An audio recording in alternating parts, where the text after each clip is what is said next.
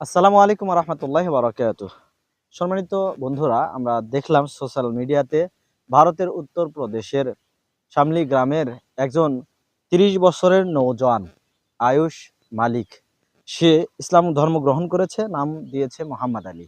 আল্লাহ তাকে কবুল করুক।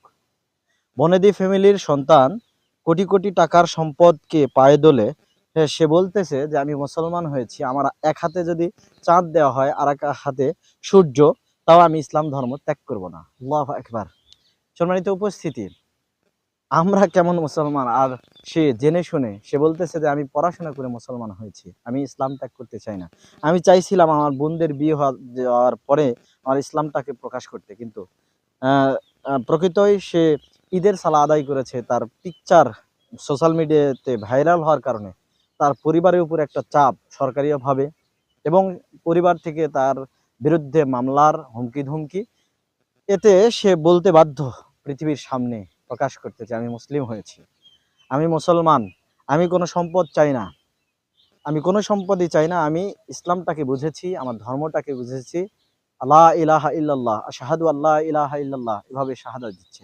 সম্মানিত উপস্থিতি, এই ভারতবর্ষে বা এই ভারতেরই খান ফ্যামিলির কত যুবক নওজোয়ান, তারা সারাটা জীবন শুটিং করে সময় পার করলো। তারা নিজেদেরকে মুসলিম বললে পরিচয় দিতে দ্বিধাবোধ করে, তারা নিজেদেরকে সেকুলার, তারা হিন্দু বৌদ্ধ খ্রিস্টান সব কিছুকে মিক্সার করে একাকার করে দেয়। আবার চলুন রাসূলুল্লাহ সাল্লাল্লাহু আলাইহি ওয়াসাল্লামের সময়ের মুসলিমদের দু একজনের ঘটনা আমরা জানি। বেলাল হাবশী গোলাম রাদিয়াল্লাহু আনহু, তিনি ইসলাম কবুল করেছিলেন। তারপরে তিনি যেহেতু কৃতদাস ছিলেন, তাকে মদিনার অলিতে গলিতে কষ্ট দেওয়া হচ্ছে, মক্কার অলিতে গলিতে কষ্ট দেওয়া হচ্ছে। তারপর তিনি ইসলাম ত্যাগ করেননি, তিনি শুধু সংক্ষিপ্ত আকারে বলছেন আহাদ। আহাদ মানে এক, আল্লাহকে আমি বিশ্বাস করি, তোমাদের এই ৩৬০টি মূর্তিকে আমি প্রত্যাখ্যান করি। বেলাল রাদিয়াল্লাহু আনহু, তাছাড়া মুসআব বিন উমাইর রাদিয়াল্লাহু আনহুর কাহিনী বলতে গেলে অশ্রু সজল হয়ে আসে আঁখি। তিনি ছিলেন বনেদি ফ্যামিলির সন্তান, তিনি ৩ দিনের বেশি পোশাকটা পরিধান করতেন না। তিনি যে উচ্চাঙ্গের উচ্চমানের আতর সুঘ্রাণ পারফিউম ব্যবহার করতেন, তা মদিনাতে মক্কাতে কেউ ব্যবহার করতো না। তিনি ইসলাম গ্রহণ করেছেন, তারপরে তার মা তাকে বাড়ি থেকে বের করে দিয়েছে। তিনি উহুদ যুদ্ধে শাহাদাত বরণ করেছেন, তাকে কবরস্থ করা হয়েছে একটি চাদর দিয়ে, সেটা দিয়ে তার মাথা ঢাকলে পা ঢাকতো না, পা ঢাকলে মাথা বের হয়ে যেত। রাসূলুল্লাহ সাল্লাল্লাহু আলাইহি ওয়াসাল্লাম বললেন, তোমরা তার মাথা চাদর দিয়ে ঢেকে দাও, ইসখির ঘাস দিয়ে তার পা ঢেকে দাও।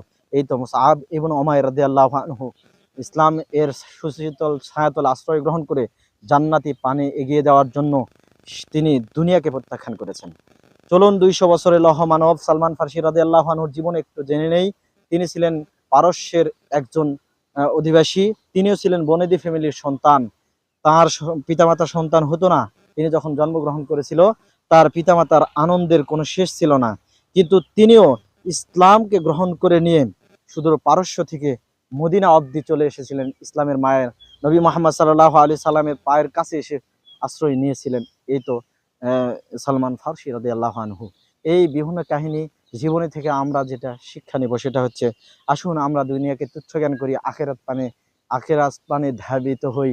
আল্লাহ তাআলা আমাদেরকে এই সব মানুষদের কাছ থেকে ঈমান এর ঘটনা শুনে আমাদের ঈমানটাকে বাড়িয়ে নেওয়ার তৌফিক দান করুন। আসসালামু আলাইকুম ওয়া রাহমাতুল্লাহি ওয়া বারাকাতুহু।